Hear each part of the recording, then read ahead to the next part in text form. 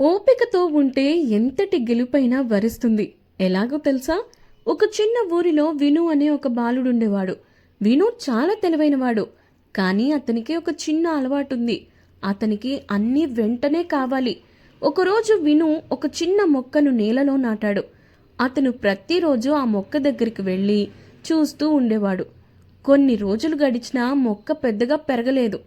ఎందుకు ఇది త్వరగా పెరగడం లేదు అని విను కోపంగా ఆ మొక్కను కొంచెం పైకి లాగాడు. కొన్ని రోజులకు ఆ మొక్క పాడిపోవడం జరిగింది. అది చూసి విను చాలా బాధపడ్డాడు. అప్పుడు అతని తండ్రి దగ్గరకు వచ్చాడు. చూడు నాన్న, మొక్కకు పెరగడానికి సమయం కావాలి. ఓపిక లేకపోతే మనమే మన ప్రయత్నాన్ని నాశనం చేసుకుంటాం అని విను నాన్న చెప్తాడు. ఆ మాట విన్న విను తన తప్పు అర్థం చేసుకున్నాడు. కొన్ని రోజుల తర్వాత అతను మరో మొక్కను నాటాడు.